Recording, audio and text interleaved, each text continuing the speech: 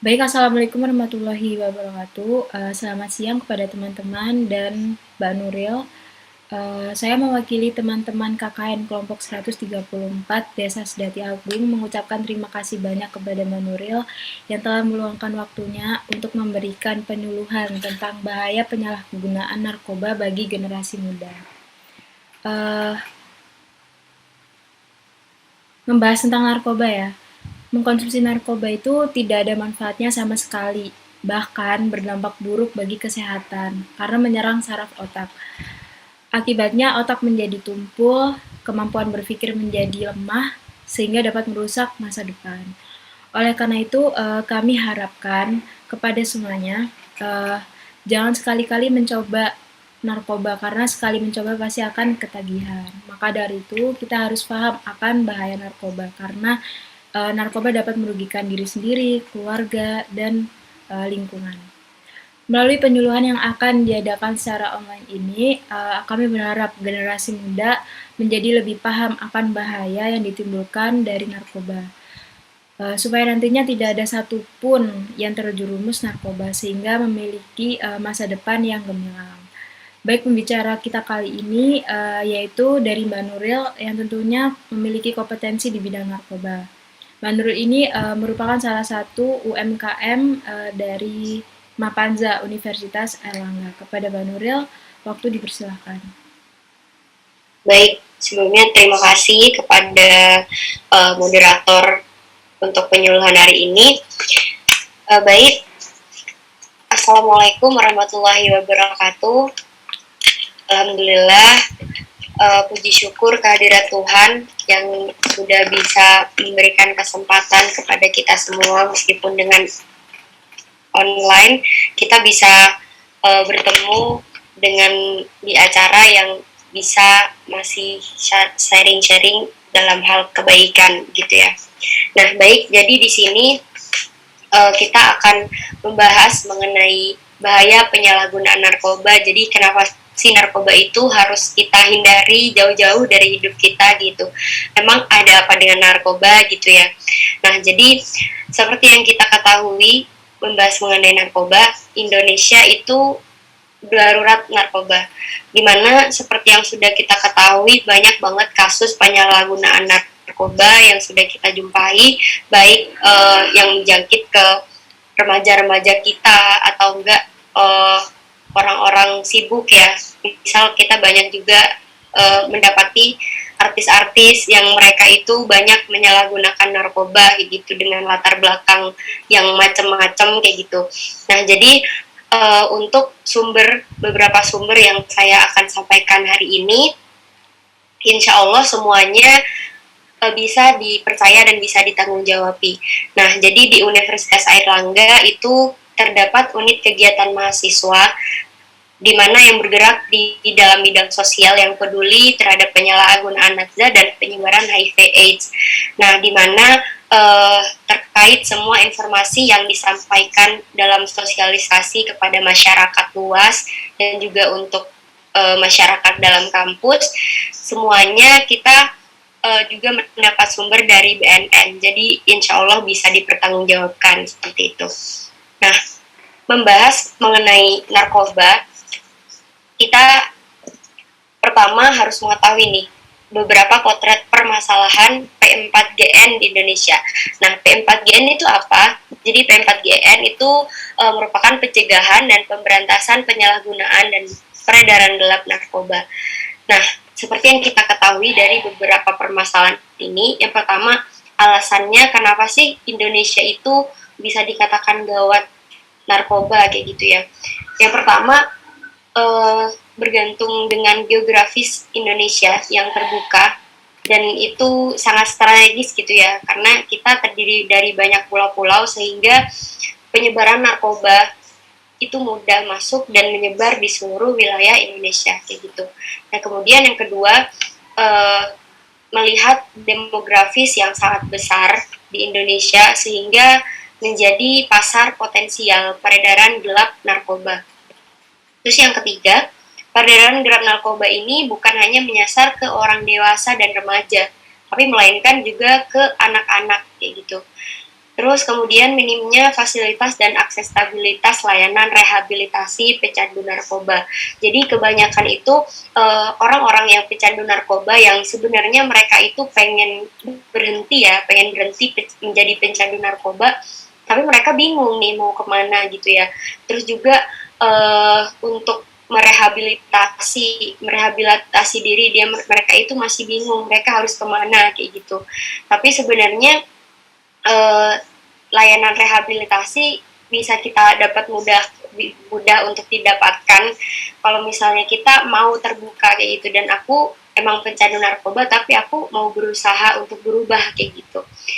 Kemudian sistem penegakan di Indonesia, sistem penegakan hukumnya itu belum mampu memberikan efek jerah kepada penjahat narkoba.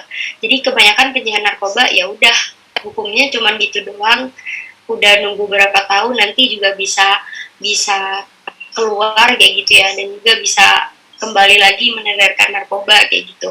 Jadi belum ada hukum yang benar-benar memberikan efek jerah kayak gitu. Kemudian modus operandi dan variasi jenis narkoba yang terus berkembang. Jadi banyak banget ya modus peredaran narkoba gitu.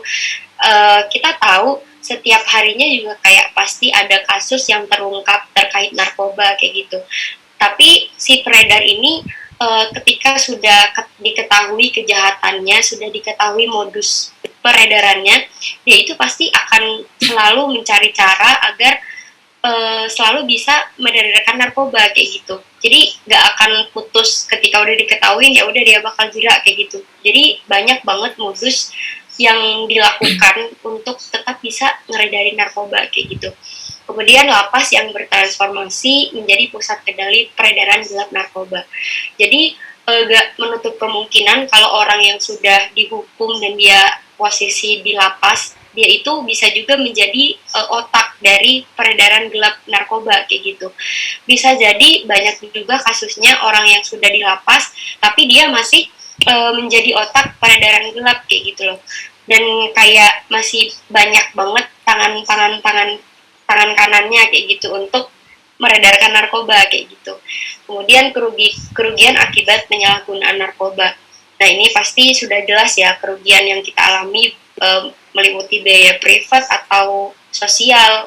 Di negara kita juga pasti ada kerugian kayak gitu. Nah, ini ada beberapa potret dari fenomena saat ini terkait penyalahgunaan narkoba. Kita bisa ngelihat bahwa banyak banget yang dituju itu memang pemuda kayak gitu ya. Pemuda yang masih remaja 17 tahunan yang masih cenderung untuk mencoba-coba dan tidak banyak mikir untuk menyalahgunakan narkoba kayak gitu.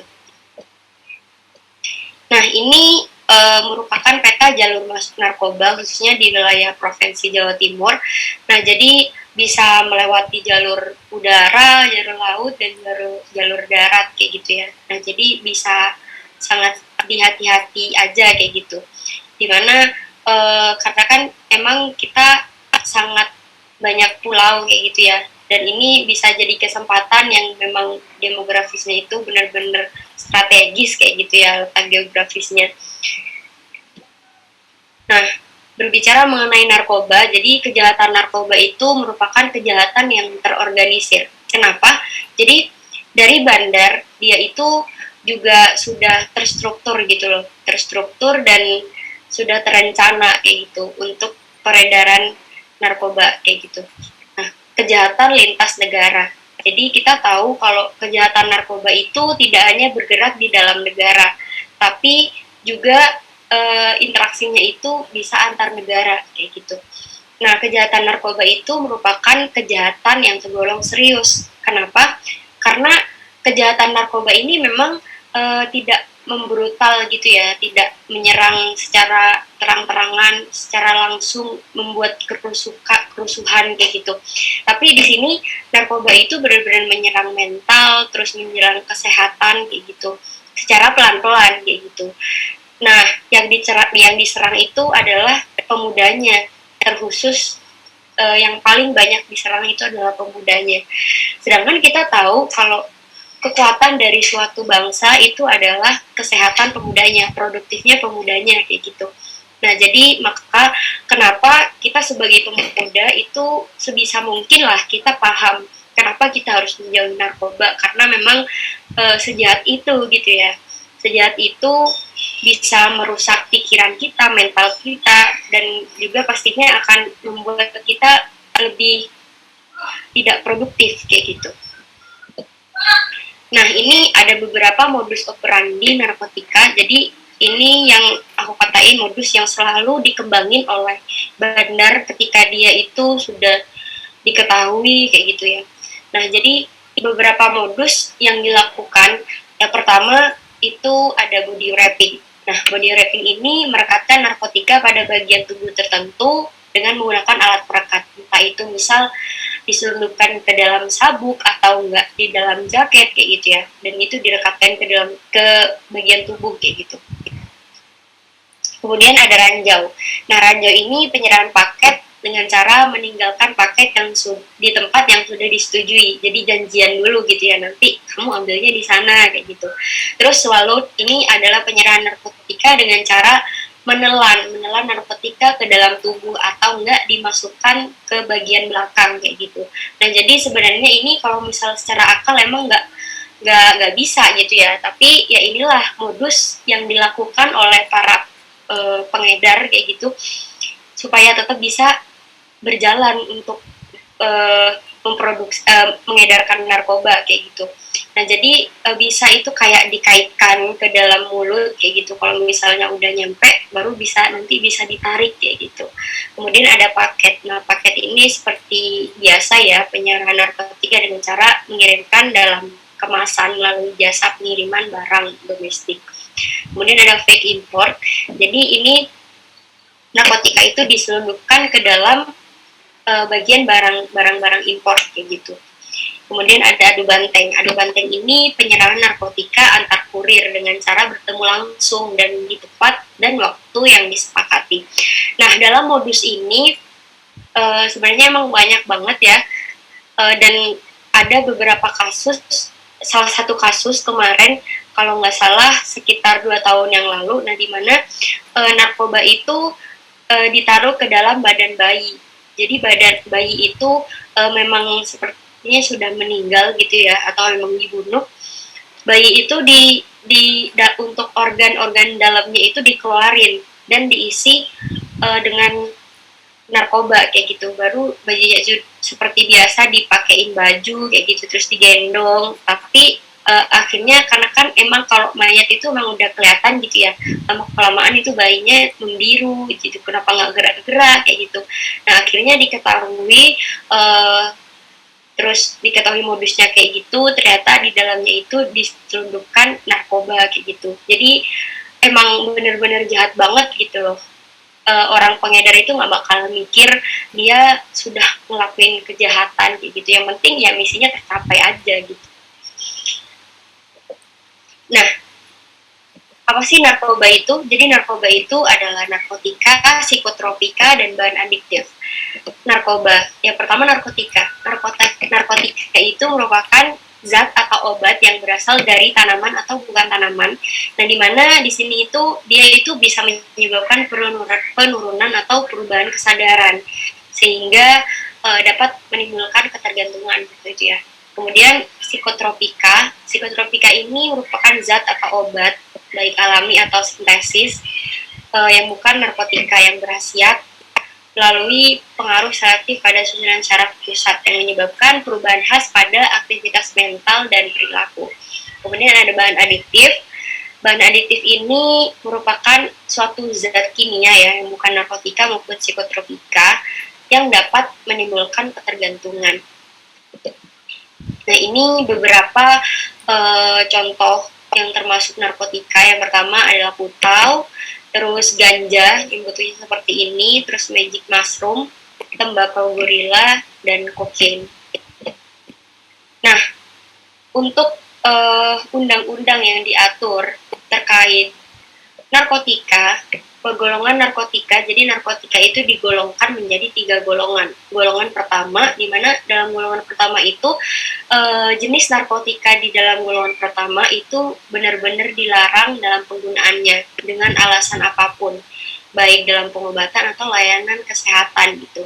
Nah, golongan pertama ini digunakan terbatas untuk penelitian, itu pun atas rekomendasi Kemenkes. Nah, ketika kalau misalnya menyalahgunakan untuk golongan yang pertama, itu akan dikenakan sanksi pidana selama 4 tahun. Dan golongannya itu terdiri dari heroin, kokain, dan ganja. Kemudian yang golongan kedua itu digunakan dalam pengobatan sebagai jalan pilihan yang terakhir. Ini bisa menyebabkan ketergantungan. Kalau misalnya disalahgunakan akan dikenakan sanksi pidana selama 2 tahun. Ini terdiri dari morfin, metadon, dan petidin. Kemudian pada golongan yang ketiga itu digunakan dalam pengobatan, yaitu bisa menyebabkan ketergantungan ringan. Dan kalau misalnya disalahgunakan, itu akan mendapatkan sanksi pidana selama 1 tahun. Termasuk golongan ketiga itu terdiri dari kodein, etil morfina, dan propirame. Nah, selanjutnya ada psikotropika. Di sini ada golongan eksitasi, terus diazepam, sama L-SID. Nah, L-SID ini memang gambarnya itu karakter seperti ini ya, dan menarik karena memang sasarannya itu adalah anak-anak kecil kayak gitu. Jadi hati-hati buat anak-anak kecil, entah itu adiknya atau anaknya kayak gitu ya. Jadi jangan sampai menerima barang dengan sembarangan kayak gitu dari orang yang lebih kenal, karena memang ini sangat menarik kan gitu ya. Kalau orang yang nggak tahu ya mana nyangka kalau ini itu narkoba kayak gitu. Dia itu sama kayak kertas kayak gitu ya. Terus dan berkarakter seperti itu memang sangat menarik kayak gitu. Jadi kalau anak kecil ya kalau misal dikasih sesuatu ya emang seneng-seneng aja gitu, apalagi menarik kayak gitu. Nah, selanjutnya ada bahan adiktif lainnya. Di sini ada rokok seperti vape, terus alkohol, dan juga lem kayak gitu ya. Nah, ini ada bahan-bahan adiktif yang merupakan zat kimia yang bisa menyebabkan ketergantungan seperti itu. Nah, di sini kita mengenal di dalam narkoba itu memang terdiri dari 3 bahan tersebut ya. Yang pertama itu narkotika. Nah, jadi narkotika itu segala sesuatu di dalam narkotika itu dilindungi atau diurus oleh BNN. Kita tahu BNN itu Badan Narkotika Nasional, bukan Badan Narkoba. Jadi BNN itu mengurusi semua hal terkait narkotika kayak gitu, yang membahas terkait narkotika. Nah, sedangkan untuk bahan adiktif seperti rokok, terus vape atau penggunaan alkohol, dia itu diatur oleh Kemenkes, di mana memang diperbolehkan, kita tahu seperti rokok seperti itu ya, tapi untuk penggunaannya di sini dibatasi kayak gitu. Nah, kita berbicara mengenai narkoba juga harus tahu nih gimana efeknya terhadap tubuh kita kayak gitu. Jadi narkoba itu memberikan efek halusinogen. Jadi kita itu akan selalu berhalusinasi kayak gitu ya. Terus depresan. Nah, depresan itu sifat yang cenderung memberikan rasa apa ya, kayak pengen istirahat, nyaman kayak gitu sama tubuh. Terus kayak selalu rileks kayak gitu. Kemudian stimulan, dimana stimulan ini tubuh kita itu selalu distimulasi sehingga selalu berenergik kayak gitu ya, selalu bersemangat untuk melakukan sesuatu kayak gitu. Nah, sebenarnya kalau misalnya kita lihat ya emang baik kayak gitu ya, positif kalau misalnya kita lihat kita bisa santai, bisa rileks, terus bisa lebih semangat kayak gitu. Nah, tapi yang perlu kita ketahui, tubuh kita udah mengatur semua hal itu kayak gitu. Tubuh kita udah tahu kapan waktunya kita beristirahat, kapan waktunya kita untuk semangat dan melakukan sesuatu atau beraktivitas kayak gitu ya. Nah, tapi tanpa sadar ketika si narkoba ini memberikan efek, dia itu akan merusak secara alamiah beberapa kinerja tubuh kita yang bertugas untuk menjadikan kita rileks kayak gitu dan harus bersemangat kayak gitu loh. Dan jadi jatuhnya itu memaksakan beberapa kinerja tubuh kita kayak gitu. Nah, untuk dasar hukum terkait narkoba di sini yang pertama berbicara tentang narkotika itu tercantum dalam Undang-Undang RI nomor 35 tahun 2009. Kemudian Undang-Undang RI nomor 5 tahun 1997 yang membahas tentang psikotropika, kemudian Undang-Undang RI nomor 36 tahun 2009 yang membahas mengenai kesehatan, kemudian Peraturan Presiden nomor 74 tahun 2013 tentang pengendalian dan pengawasan minuman beralkohol, lalu Permenkes nomor 3 dan nomor 41 tahun 2017 tentang perubahan penggolongan narkotika dan psikotropika. Nah, ini terkait narkotika yang membahas mengenai bandar dan pengedar, Undang-Undang nomor 35 tahun 2009. Yang pertama, untuk bandar yang bagi mereka yang menanam, memelihara, dan menyimpan, yaitu akan dipenjara paling lama 12 tahun dengan denda paling banyak 8 miliar gitu ya. Kemudian memproduksi dan mengolah, itu dia akan dikenakan pidana mati atau pidana penjara seumur hidup dengan pidana penjara paling lama itu 15 tahun dengan denda paling banyak 10 miliar. Kemudian untuk pengedar, bagi mereka yang membawa, mengirim, dan mengangkut, dia akan dikenakan penjara paling lama 12 tahun dan denda paling banyak 8 miliar. Dan kemudian untuk pengedar yang mengimpor, mengekspor, atau menawarkan untuk dijual, membeli atau menjualnya, atau menyalurkan, yaitu akan dipidana mati atau pidana penjara seumur hidup, atau pidana penjara paling lama 20 tahun dan denda paling banyak 10 miliar.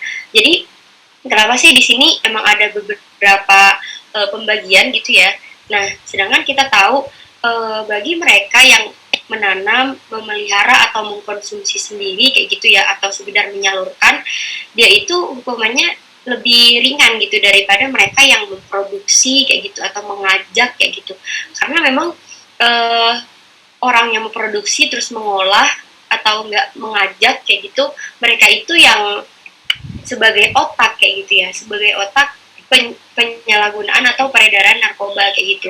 Nah, sedangkan untuk yang membawa, mengirim, mereka cuman sebagai jembatan intinya kayak gitu. Jadi kenapa si pembawa atau si kurir ini memang cenderung lebih ringan kayak gitu daripada mereka yang memproduksi atau mengolah.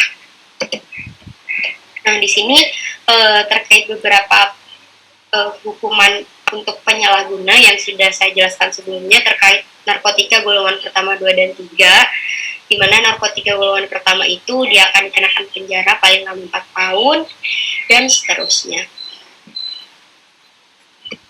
Oke, nah jadi terkait bahan adiktif yang akan kita bahas di sini, di mana kita tahu kalau bahan adiktif itu terdiri dari rokok kayak gitu ya. Nah, salah satu alternatif lain dalam merokok itu ada vape atau rokok elektrik kayak gitu. Nah, mungkin kebanyakan yang masih belum paham kalau vape itu dia itu lebih aman gitu ya daripada rokok konvensional. Nah, tapi nyatanya vape atau rokok elektrik itu lebih bahaya gitu daripada rokok konvensional kayak gitu. Nah, berbicara mengenai vape ini, sebenarnya sejarahnya itu vape itu diciptakan untuk mengurangi ketergantungan orang-orang yang merokok kayak gitu. Nah, pertama kali vape ini diciptakan oleh orang Korea, di mana kandungannya itu memang untuk mengurangi kecanduannya orang-orang merokok kayak gitu. Nah, tapi sejalan beriringnya waktu sama orang-orang Cina, vape ini dimodifikasi gitu ya menjadi lebih murah. Yang awalnya itu memang vape ini sangat mahal, sekitar 4 sampai 5 jutaan, dan kemudian dimodifikasi sama orang-orang Cina, dan lalu bisa turun banget harganya menjadi ratusan kayak gitu ya. Nah, otomatis kandungan-kandungan juga bakal dikurangi kayak gitu atau bahkan diganti kayak gitu. Nah, sehingga inilah jadi kebiasaan baru dalam merokok kayak gitu. Nah, kenapa di sini kan di dalamnya itu kandungan vape yang terdiri dari ini ya, formalin, asetaldehidat, terus acrylglycerin, timah, terus timbal, dan merkuri. Nah, di mana beberapa zat ini itu dipanasin ya melewati baterai yang terdapat dalam vape. Nah, kemudian dia menghasilkan asap yang sangat banyak, dan asapnya itu ketika nyampe di paru-paru itu bisa menimbulkan uap air kayak gitu, sehingga menjadi paru-parunya itu cenderung basah kayak gitu. Nah, jadi ya sama aja gitu loh, karena kan biasanya kita cenderung merasa nggak keganggu dari asap vape yang banyak daripada asap rokok kayak gitu, karena emang baunya kayak gitu ya. Nah, tapi sebenarnya itu sama-sama bahaya kayak gitu. Soalnya ada PCC. Nah, PCC ini merupakan paracetamol, kafein, dan karisoprodol yang dicampur jadi satu. Nah, jadi PCC ini juga termasuk golongan yang baru ya, jenis narkotika yang baru. Nah, di mana sebenarnya PCC ini digunakan dalam kesehatan gitu, digunakan dalam medis, namun ya pasti ada yang menyalahgunakan kayak gitu. Dan PCC ini nggak dijual secara langsung atau secara luas kayak gitu. Kemudian ada tembakau gorila. Nah, tembakau gorila ini sebenarnya sama seperti tembakau kayak biasanya, tapi dia itu lebih pekat dan bisa kita lihat ya teksturnya itu seperti ini. Jadi hati-hati untuk yang rokok melinting kayak gitu biasanya, karena memang sangat mengecoh kayak gitu ya. Tapi hati-hati, biasanya juga bisa kelihatan dari kemasannya kayak gitu. Nah, jadi efek kalau kita mengkonsumsi tembakau gorila ini, dia akan memberikan efek halusinasi, terus perasaan tenang, terus dan rasanya itu seperti ditimpa sama gorila kayak gitu. Nah, selanjutnya ada flaka. Nah, sebenarnya flaka ini termasuk jenis baru, di mana dia itu masih belum tersebar di Indonesia ya, masih di luar negeri kayak gitu. Nah, asalnya itu dari Cina dan India. Nah, pengguna flaka ini dia itu akan memberikan efek menjadi seperti zombie kayak gitu ya, jalannya itu gak karuan kayak gitu ya, kepalanya miring-miring, bisa mengganggu ketertiban umum yang pastinya kayak gitu. Selanjutnya ada inhalansia atau ngelem. Nah, inhalan ini merupakan kita menghirup uap-uap zat beracun kayak gitu ya. Nah, seperti kalau misal kita mencium bau bensin itu kan kayak enak banget gitu ya. Nah, itulah apa ya, kayak tanda-tanda awal gitu kalau misalnya kita menuruti hal itu gitu. Emang kayak menghirup lem kayak gitu, dan itu nggak bisa diturutin kayak gitu. Itu harus dicegah juga kayak gitu. Nah, biasanya seperti anak-anak kecil seperti ini ya. Nah, jadi inhalan itu bisa memberikan efek dalam jangka pendeknya itu berbicara cadel, terus mabuk, terus bisa pusing gitu juga. Terus efek jangka panjangnya itu dia akan merusak daya ingat atau penurunan kecerdasan otak seperti itu. Jadi kan kasihan ya kalau misalnya masih anak kecil tiba-tiba dia harus mengalami penurunan kecerdasan otaknya kayak gitu, dan juga pasti akan menghancurkan beberapa mimpinya di masa depan kayak gitu. Nah, ini ada narkoba jenis baru MXA. Nah, MXA ini seperti ini ya bentuknya. Jadi pil permata pembawa petaka. Nah, pil MXA ini merupakan berasal dari ekstasi ya, ekstasi atau jenis baru. Nah, jadi kenapa sih kita harus peduli terhadap bahaya narkoba? Yang pertama, narkoba itu memberikan dampak kepada tubuh yang merusak bagian tubuh kita dari mata turun ke hati. Ya, dari mata malah kita bisa menjadi merah, terus tidur, terus mulut kita merasa kering, terus kulit kita merasa kering juga dan menjadi gak sehat kayak gitu ya. Nah, terus otak kita juga akan menurunkan mengganggu saraf dan dapat menyebabkan gangguan, mengalami kejang, terus halusinasi kayak gitu. Terus jantung kita merasa nggak sehat juga, pencernaannya juga nggak teratur, terus fungsi hati kita juga berkurang kayak gitu ya, menjadi rusak dan tidak bisa menetralisir racun-racun yang di dalam tubuh kita kayak gitu. Terus dampak sosial yang kita alami di lingkungan rumah atau sampai ke keluarga, suasana di dalam rumah, suasana di dalam lingkungan kita itu menjadi gak nyaman kayak gitu. Terus lalu sering pertengkaran dan mudah tersinggung kayak gitu ya. Terus akan menjadi buah bibir di masyarakat kayak gitu. Terus bakal dijauhi. Jadi kalau misalnya saya juga pernah ngomong-ngomong sama orang pecandu narkoba, nah di mana ternyata pecandu narkoba itu mereka tidak hanya dijauhi sama masyarakat atau lingkungannya, tapi keluarganya juga bisa menjauhi dia kayak gitu loh. Nah, terus juga bisa memicu keretakan rumah tangga. Nah, bila tidak segera ditangani, dia itu akan memicu tindakan kriminalitas yang lain, seperti mencuri, terus menyakiti anggota keluarga atau orang lain, kayak gitu. Jadi kenapa ketika kita mempunyai kecanduan untuk mengkonsumsi narkoba, terus tapi kita nggak ada uang kayak gitu ya, maka kita akan melakukan segala cara, salah satunya mencuri. Kalau misalnya kita nggak dikasih, ya kita akan berperilaku kasar kayak gitu ya, atau bahkan bisa membunuh orang kayak gitu. Jadi narkoba itu memang benar-benar dikatakan kejahatan yang serius karena akan memicu tindakan kriminalitas yang lain. Nah, dampak psikis, kita akan lamban kerja, terus sering gelisah, hilang kepercayaan diri, selalu menghayal kayak gitu ya, terus perasaan kesal dan tertekan, bahkan dampaknya itu dapat menyakiti diri sendiri atau bahkan bunuh diri. Nah, di sini ada kategori pengguna narkotika. Yang pertama adalah penyalahguna. Jadi penyalahguna itu adalah orang yang menggunakan narkotika tanpa hak atau melawan hukum. Jadi cuman penyalahguna untuk diri sendiri kayak gitu ya. Terus pecandu. Pecandu ini adalah orang yang menggunakan atau menyalahgunakan narkotika dan dalam keadaan ketergantungan fisik atau psikis. Kemudian adalah korban penyalahgunaan. Korban penyalahgunaan ini dia sebenarnya nggak tahu kalau ini narkoba kayak gitu.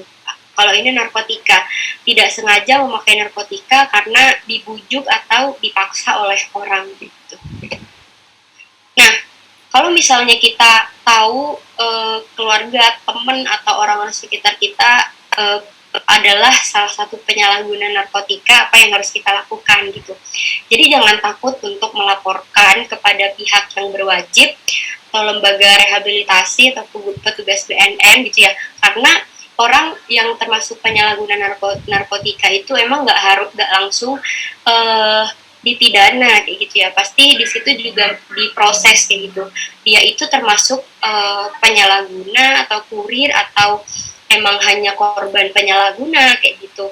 Nah, jadi jangan takut kalau misal selama kita masih pengen berubah kayak gitu ya. Kalau misalnya si penyalahguna ini pengen berubah, jadi tetap akan direhabilitasi dan pasti ada jalan kayak gitu.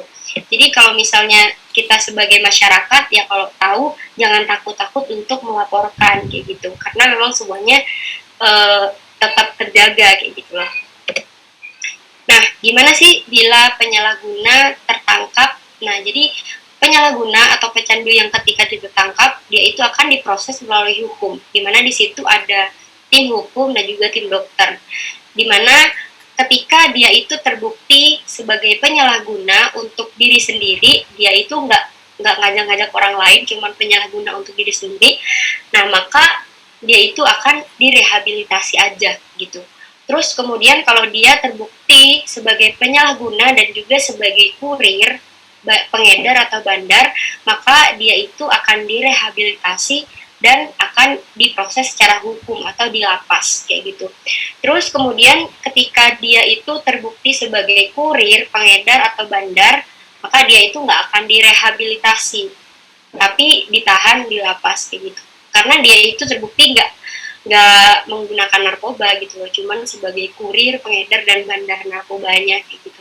Dan ini cenderung yang memiliki hukuman yang lebih berat gitu daripada yang lain. Nah, ini seperti yang kita ketahui ya, untuk jantung orang yang merokok dan orang yang nggak merokok, kita udah tahu semuanya itu, dan banyak banget yang mensosialisasikan tentang hal ini kayak gitu. Ya, memang lebih sehat orang yang tidak merokok kayak gitu ya. Terus ini adalah gambar otak. Ini adalah otak yang sehat, di mana di sini masih berwarna kuning kayak gitu ya. Nah, kuning ini menandakan bagusnya kita dalam menerima informasi gitu, dan masih belum bolong-bolong seperti ini ya. Ibarat jalan, kalau misalnya lurus mulus kita cepat gitu ya dalam melewati itu, tapi kalau misalnya bolong-bolong itu masih kesendat-sendat, intinya lemot gitu ya. Nah, sama seperti otak akan seperti itu gitu. Nah, ini semua ini kita yang milih hidup kita mau seperti apa. Apakah kita mau coba-coba untuk menyalahgunakan narkoba, tapi jangan sampai gitu ya, karena memang sangat merugikan banget kayak gitu. Nah, semua ini dalam hidup kita yang milih, dan kita pasti tahu kemana yang terbaik gitu. Tidak ada salah satu pun orang yang berniat untuk kecanduan narkoba kayak gitu, nggak ada. Semuanya itu memang pure pilihan kita kayak gitu, pilihan kita ya. Kalau misalnya kita sudah terjerumus ke dalam hal itu, kita masih bisa memilih untuk keluar dari hal itu kayak gitu. Jadi semuanya pilihan kita yang milih, dan masih banyak banget pilihan atau kegiatan yang bisa kita lakukan selain berlari ke narkoba gitu.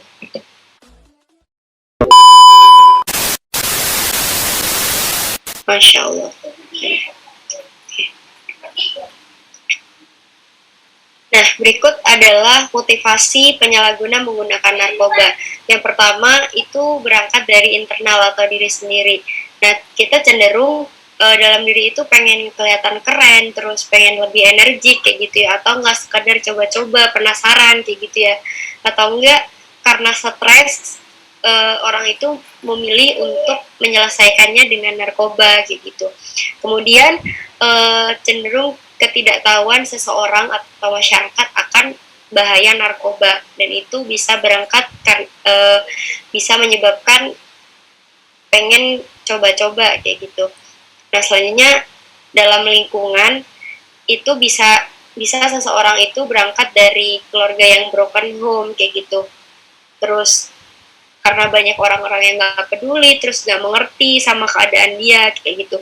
Terus lingkungan sekolah atau pergaulan atau enggak circle pertemanan yang menyebabkan si dalam lingkungannya itu bisa berangkat ke menyalahgunakan narkoba kayak gitu. Kemudian ketersediaan. Nah, jadi seperti yang udah kita ketahui ya, kalau modus operandi dalam narkotika itu memang sangat banyak, sehingga memang banyak banget ragam jenisnya, terus variatif dan juga murah, dan juga di sini mudah didapatkan kayak gitu. Terus jaringan narkoba yang gigih memasarkan produknya, sehingga ya kalau misalnya sudah ketahuan salah satu modusnya, dia akan pasti selalu muter otak untuk bisa memasarkan produknya kayak gitu. Berlakunya hukum pasar supply dan demand. Nah, gimana sih cara menghindari narkoba? Itu pertama, kita harus selalu mendekatkan diri kepada Tuhan Yang Maha Esa dengan meningkatkan iman dan takwa kita, terus berbagi kepada keluarga, jangan segan-segan untuk cerita punya masalah apa kayak gitu, sehingga bisa banyak banget sebenarnya itu orang-orang di sekeliling kita yang bisa ngebantu kita untuk keluar dari masalah sebesar apapun masalah kita kayak gitu. Terus memperbaiki pola hidup ya, perbaiki pola hidup yang sebelumnya kita stres, punya masalah, kita selalu menyendiri kayak gitu ya. Tapi juga perbaiki pola hidup kalau misalnya kita punya masalah, sebenarnya banyak banget kegiatan-kegiatan positif yang masih bisa kita lakukan kayak gitu. Terus isi waktu luang kita dengan kegiatan positif. Seperti kegiatan positif yang bisa kita lakukan, organisasi kepemudaan, misal di kelurahan, di desa, seperti itu ya. Atau enggak, hal kecil kita bisa membantu orang tua dan lingkungan kita, orang-orang di sekitar kita, kayak gitu. Karena memang banyak banget kegiatan positif yang bisa kita lakukan, kayak gitu. Ya, kita tahu semua kegiatan positif itu berangkat dari diri kita sendiri. Gak harus kita langsung memberikan manfaat ke orang banyak kayak gitu.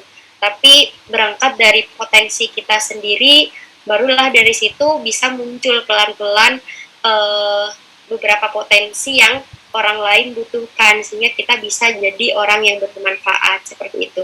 Jadi janganlah coba-coba sebesar apapun masalah kita, jangan sampai kita memilih untuk menyelesaikannya dengan menyalahgunakan narkoba kayak gitu. Efeknya memang enak gitu ya dan instan, tapi dampaknya itu benar-benar sangat besar dan juga berjangka panjang gitu loh ya, baik ke mental kita, kesehatan kita, kehidupan kita pribadi gitu, dan juga bisa berdampak ke lingkungan kita, bahkan kita sebagai generasi muda untuk bangsa kita kayak gitu. Jadi yakin aja, meskipun dengan kegiatan-kegiatan positif yang berangkat dari diri sendiri dan itu dari hal yang kecil, kita pasti bisa memberikan manfaat, entah itu untuk orang-orang di sekitar kita atau enggak di orang-orang yang luas atau untuk kehidupan di bangsa kita seperti itu. Jadi terima kasih, hal itu yang bisa dapat saya sampaikan seputar penyalahgunaan narkoba, dan semoga bisa diterima dan bermanfaat untuk kita semua dan bisa menambah wawasan kita terkait bagaimana penyalahgunaan narkoba. Terima kasih Mbak, saya kembalikan kepada moderator. Oke, wah terima kasih banyak sebelumnya kepada Mbak Nuril yang telah menjelaskan secara detail mengenai penyalahgunaan narkoba bagi generasi muda. Nah, mungkin sebelum menutup penyuluhan ini, dimohon untuk semuanya jangan lupa untuk mengisi kuesioner yang terterakan di deskripsi sebagai tolak ukur pemahaman atas penjelasan yang telah disampaikan kepada Mbak Nuril. Oke, jauhi narkoba sebelum dunia menjauhimu. Saya mewakili Mbak Nuril dan teman-teman kelompok KKN 134 Sudati Agung mengucapkan terima kasih banyak sebesar-besarnya. Saya tutup. Assalamualaikum warahmatullahi wabarakatuh.